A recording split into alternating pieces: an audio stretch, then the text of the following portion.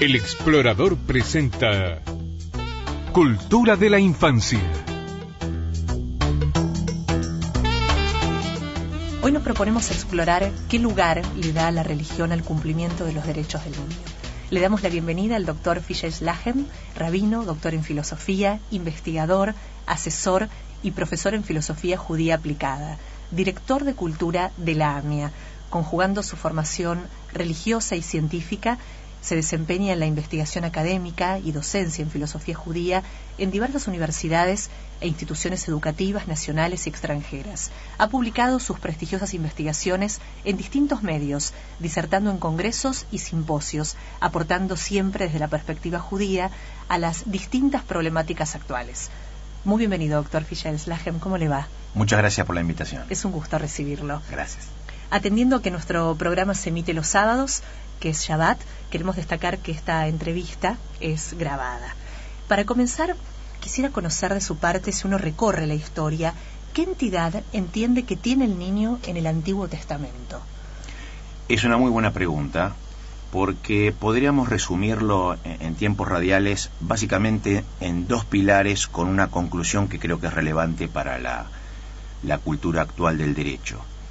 El primer pilar es respecto de la protección, es decir, en la Torá, que es el libro fundacional del judaísmo, siempre se enseña que así como Dios cuida de sus hijos, se le exige al hombre que haga lo propio con los suyos, y por sobre todo se enfatiza a lo largo de la Torá la figura, en cuanto a la protección, del extranjero, de la viuda y por sobre todo del huérfano, como el paradigma de la vulnerabilidad, a tal punto que el historiador romano Tácito del siglo I, siglo II de la era común, narra con asombro que en el judaísmo se considera un crimen el matar a un niño o también el desprotegerlo. La ley judía en ese sentido, a través del Génesis y hasta el Deuteronomio, demanda a los padres y a la comunidad la protección del niño y por sobre todo cuando éste no goza de la natural protección paternal. Y podemos ver también, por ejemplo, en este pilar de lo que sería la protección y el cuidado del niño, que en Números, en el libro de Números, solo ante situaciones bélicas se enlistan a las personas solo mayores de 20 años, por ejemplo. Y Maimónides luego en el siglo XII, en su código legal, estipula justamente la prohibición de todo acto violento o crimen de un adulto a través de un niño, penalizando al adulto como si él mismo lo hubiera hecho. Y de hecho también estipula la protección especial de los niños víctimas de conflictos bélicos. Ese sería el primer pilar. El segundo pilar es el pilar de la educación. Es decir, en Deuteronomio, por ejemplo, podemos ver que la Torá especifica que debe ser instruida no solamente a los hombres y las mujeres, sino también y específicamente a los niños, lo dice explícitamente. Y esta instrucción, esta enseñanza, básicamente de la Torá a los niños, es la que luego demanda la asistencia de los niños a la sinagoga para ser instruidos, y por ende también cumplir así el precepto que también está en el Deuteronomio de enseñarás la Torá a tus hijos, ¿no es cierto? Hay un precepto muy fuerte en cuanto a la educación, y hasta tal punto que hay una narración homilética del siglo IV que cuenta que cuando Dios, antes de entregar la Torá al pueblo de Israel, le demanda al pueblo de Israel una garantía, garantes de la continuidad de la Torá, y el pueblo lo ofrece a los patriarcas. Y Dios, no contento, dice no, otros garantes, le ofrece a los profetas. Y hasta que el pueblo recién le ofreció a los niños como garantes de continuidad, recién ahí Dios le entregó la Torá. Es decir, estos dos pilares ya en la Torá conforman la visión del niño como el garante de la continuidad, de la posteridad, y a su vez el sujeto de demanda de protección, de educación y de cuidados, que genera a su vez en el judaísmo una responsabilidad y una obligación ineludible por parte de los padres y de la comunidad, que es un poquito distinto a lo que es la cultura hoy del derecho. Es decir, estamos hablando de la cultura del precepto respecto a la cultura del derecho. Y esto creo que es la falla en la modernidad. Es decir, en resumidas cuentas, se podría decir que hoy la cultura legal del derecho hace énfasis justamente en que el derecho, como la concesión o el reconocimiento de una insuficiencia, de una carestía, no conlleva en sí mismo la garantía material de la satisfacción de eso que se demanda, de esa insuficiencia, de esa carestía que se demanda. Es decir, el derecho per se no conlleva el principio de obligación en sí mismo, y por eso nosotros podemos ver muchas legislaciones sobre derechos del niño, pero que sin embargo también paralelamente vemos índices de analfabetización infantil, desnutrición infantil, violencia infantil, prostitución infantil, trabajo esclavo de los niños. Y esto es contrario justamente a la cultura legal del precepto, porque en la cultura legal del precepto el ser humano, en lugar de ser habiente de derechos inalienables, naturales e intransferibles, es en principio un ser habiente de deber y de obligación natural, intransferible y ineludible. Y por eso, en esta cultura legal del precepto judía, el ser humano o el hombre es portador de aquel principio de obligación, ausente en la cultura del derecho, y por el cual se puede ver que históricamente, por ejemplo, en el pueblo judío, no se dieron índices de, por ejemplo, analfabetismo infantil. ¿Por qué? Porque el padre tenía el precepto de enseñarle la Torá al hijo, el hijo a su vez tenía el precepto, el deber, el mandato de rezar y de estudiar Torá, para todo lo cual es necesario saber leer. ¿Y qué hemos perdido en este sentido? Yo creo que lo que se perdió justamente es la noción de que el deber, la obligación de uno para con el otro, habla mucho más aguda y comprometidamente que el derecho del sujeto para consigo mismo y sin compromiso fáctico con el otro. Es decir, nosotros creemos que simplemente porque se legisla un derecho, esa carestía, esa insuficiencia que manifiesta el derecho, se satisface per se, cuando en realidad no lo es. Simplemente lo que se perdió fue esa cultura de la obligación y del deber, que sí conlleva ese principio de obligación, que hace que la persona, en vez de esperar que otro satisfaga su insuficiencia, ella misma satisfaga la insuficiencia del otro o de sí mismo. ¿Qué puntos críticos observa actualmente en los colegios judíos en lo que hace al respeto por el otro, si pensamos en este tiempo tan complejo de aceptación del otro tal cual es, en sus diferencias? Es una pregunta muy interesante, porque en hebreo responsabilidad se dice ahrayut. La raíz de la palabra ahrayut quiere decir ajer, que es el otro. Es decir, la cultura judía guarda el sentido de la responsabilidad como el tener que dar respuestas por, ¿no es cierto? Y la responsabilidad es justamente hacerme cargo del otro, del ajer, de la alteridad, y del otro como otro, respetarlo como un otro y no tratarlo de homogeneizar a una mismidad, que sería lo más fácil, pero sería violentar al otro y no resguardar su propia alteridad. Pero en este sentido eso está muy ligado a la cultura moderna, en donde Maquiavelo ya en el siglo XV da cuenta de esta resignificación desgraciada, en mi opinión, de la palabra cultura, cuando él mismo habla de que la cultura ya no es un hacer, sino un mero saber. Sabemos que la palabra cultura en latín viene de cultus, que quiere decir trabajo, pero hoy, sin embargo, una persona culta no es la que hace, sino la que sabe. Las únicas disciplinas que en este sentido que resguardaron el significado original de cultura es la agricultura, que es el trabajo del campo, no el saber del campo, y la puericultura, que es el criar al puero, al niño, no saber del niño. O hacer un caldo de cultivo, un cultivo en biología, que es dar las condiciones para que determinada vida microbiológica pueda desarrollarse. Sin embargo, hoy por una persona culta no se dice una persona que hace mucho, sino que una persona que tiene un saber intelectual por ahí un poco profundo, extenso, y eso hace también que hoy la cultura y por ende también la educación se restrinja solamente a una cuestión cognitiva y no conductiva. Y eso es una falla de hoy. La cultura judía lidia con eso porque el judaísmo no es una comunidad de ideas, sino más bien una comunidad de prácticas. Entonces, es importante lo que se hace y a través del hacer también el saber. Esto hasta el mismo, uno de los educadores más importantes de la modernidad, que se llamó Dewey, que decía learning by doing, ¿no? Aprender haciendo. Retomando también ya lo que el mismo Maimónides hablaba, que era, él decía en hebreo, Jinuj leergel, es decir, educar para crear hábitos.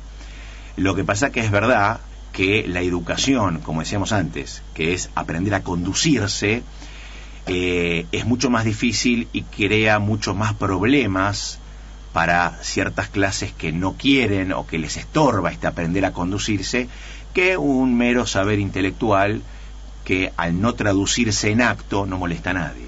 ¿Cómo cree que se puede trabajar para que cada uno sea respetado en su singularidad y diferencia? Yo básicamente retomo lo que dice el judaísmo, que el respeto tiene que ver con un conocimiento conductivo, no necesariamente cognitivo. Es decir, es una decisión axiológica. Si yo quiero violentar al otro para hacer del otro una mismidad, o respetar al otro en su otredad y no por eso tener que ser hermano del otro, sino aprender a convivir con el otro, sin polarizar y hacer del otro mi enemigo y por ende violentarlo y anularlo, como hizo por ejemplo Caín con Abel, pero sin tampoco fraternizar con el otro haciendo una homogeneidad absolutamente ilusoria, que también es anular al otro en su propia otredad. Digamos, los dos polos son malos.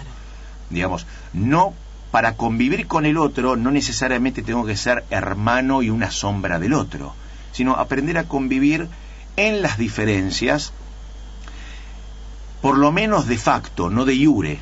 Es decir, no, yo no tengo por qué coincidir con el otro, pero no tengo, ante la no coincidencia, no tengo por qué matar al otro, matar en el sentido físico y también ideológico, sino aprender a convivir con el otro. Hay una palabra hoy que se usa mucho y se usa mal, que es la tolerancia.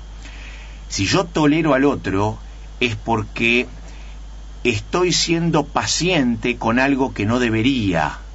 Entonces lo estoy tolerando.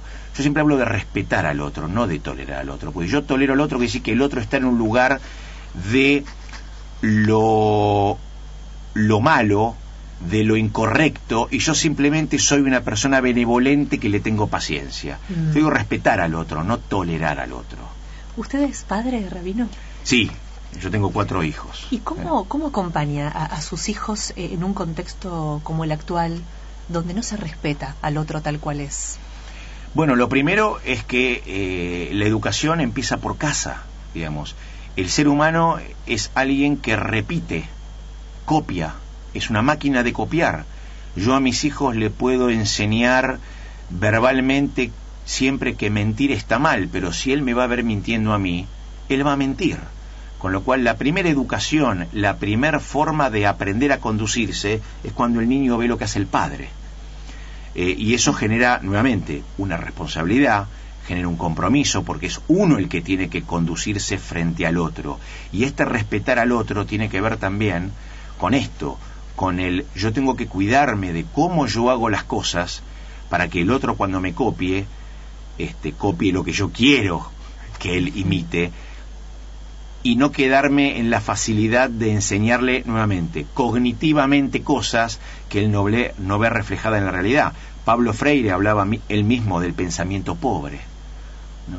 De cuando la persona no puede contextualizar y aplicar a su realidad lo cognitivamente aprendido. Entonces queda queda un aprendizaje pobre en el sentido de olvidadizo y sin ninguna aplicación.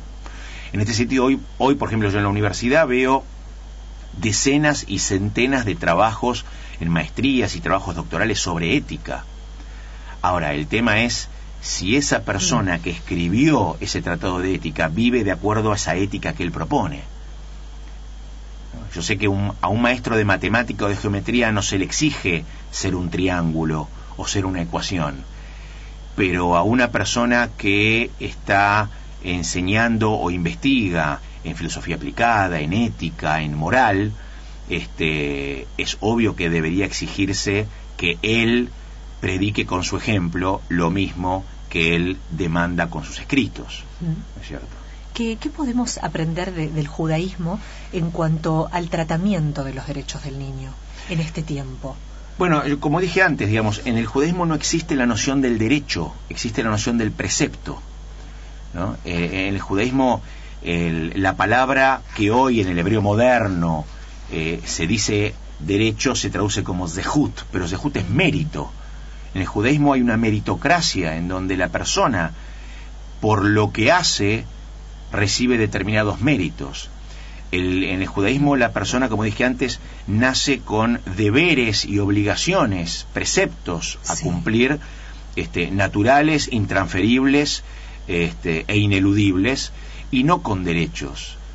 Y es importante porque la responsabilidad que puede ser transferida no es responsabilidad en sí, ciertamente. La responsabilidad, para que sea responsabilidad, no puede ser transferible, si no, no es responsabilidad. Y hoy todo es transferible, todo es terciarizable. Y eso es lo que el judaísmo viene a aportar, la cultura legal del precepto y no tanto del derecho. No quiere decir que el derecho no esté bien, lo que pasa es que el derecho lo único que hace es, como dije antes, reconocer una carestía, una insuficiencia, pero no tiene la garantía material, el principio de obligación para satisfacer per se esa demanda, esa insuficiencia que muestra el derecho. En cambio, la cultura del precepto, por demandar en principio una obligación, ya tiene ese principio que per se ayuda a cumplir con esa demanda. Es otra concepción, es otra cultura. Por eso no existe en el judaísmo el derecho, existe el precepto. La persona nace obligada a cumplir con un deber, no con derechos para que otros le cumplan o le satisfagan sus carestías. Eso obliga a un principio de acción y no a un principio pasivo de recepción. Y como citábamos antes, la realidad de las escuelas hoy, las escuelas primarias especialmente, ¿siente que en el judaísmo se cumplen estos preceptos por parte de los chicos? ¿Cómo están viviendo estas generaciones, este tiempo? Bueno, ciertamente cuando yo hablo de judaísmo, hablo de el sistema y el programa de vida que desde hace 3.500, 4.000 años es llamado judaísmo. Eso no quiere decir que todos los judíos vivan de acuerdo a ese programa de vida. Hay judíos que ni siquiera lo conocen, no conocen la ley judía. De la misma forma que cuando uno habla de la sociedad, uno habla de un sistema legal que bajo el cual determinado colectivo vive. Y eso no quiere decir que todos los ciudadanos o todos los miembros de esa sociedad cumplan con la ley. Hay criminales, hay delincuentes, hay gente que cumple en mayor o en menor medida con la ley. En el judaísmo también lo hay, ciertamente. ¿Y es un tiempo que crees se puede trabajar articuladamente desde todos los frentes para poder respetar a los niños tal como hay que respetarlos? Sí, de hecho creo que la mejor forma de abordar este tema es generar en el adulto, más allá del derecho del niño, pero generar en el adulto esta obligación de protección y de educación frente al niño, generar en la comunidad, y eso tiene que ver también con una educación que empieza desde las bases. Es muy difícil educar al adulto, realmente es muy difícil educar al adulto. Yo sé que por ahí políticamente es incorrecto lo que digo, pero realmente es muy difícil educar al adulto. No digo que no se pueda, pero por ahí hay que empezar a educar hoy a los niños para que cuando sean adultos ellos ya tengan esta instrucción conductiva de tratar a sus niños con mayor respeto, protegiéndolos y educándolos en mucho mayor medida de lo que estamos haciendo hoy nosotros.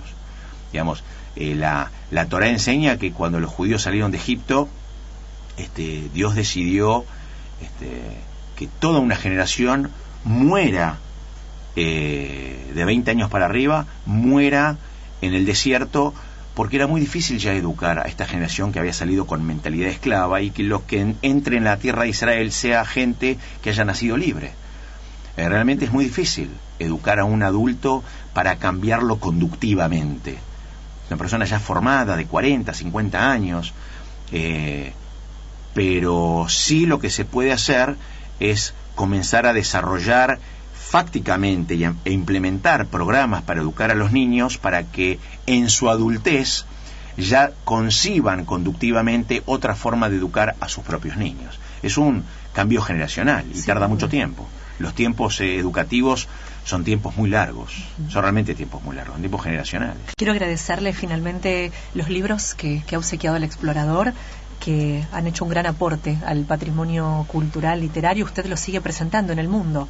Sí, tal cual. Suicidio y eutanasia, en su volumen 1, en la filosofía occidental y lo normativo y filosófico judío, y el segundo es el volumen que aborda también lo normativo y filosófico en su continuidad.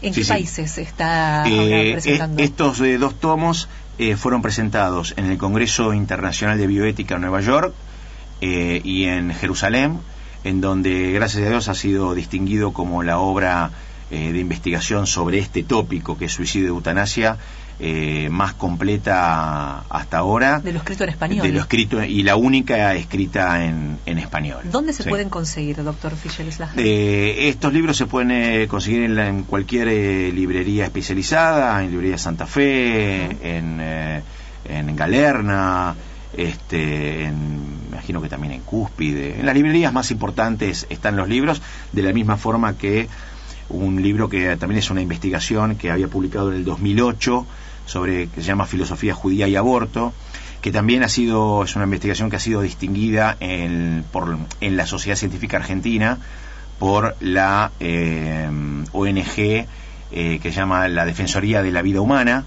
como la investigación más completa y única en español sobre cómo desde el judaísmo se aporta para resolver, al menos dirimir, el problema justamente social y el debate hasta incluso legislativo sobre el aborto, que hoy mismo también se está dando en la Argentina, en donde yo ahí planteo cómo desde la cosmovisión judía se aporta para resolver este problema tan grave que es el problema bioético sobre el aborto, tanto para los niños como también para las madres, ¿no es cierto? Vamos a leerlo y comentarlo entonces después. Infinitas gracias, doctor Fischel-Slagen, rabino. Agradecemos muchísimo su aporte y está invitado en cualquier otra oportunidad a volver al explorador para seguir debatiendo estos profundos temas que nos interesan tanto, ¿no? como sociedad, y los que debemos seguir, creo que, trabajando. Muchas gracias, y para el que quiera puede conseguir más información en mi página de internet. ¿En su página web la puede brindar? Sí, es el www.filosofiajudía.com.ar. Sencillo.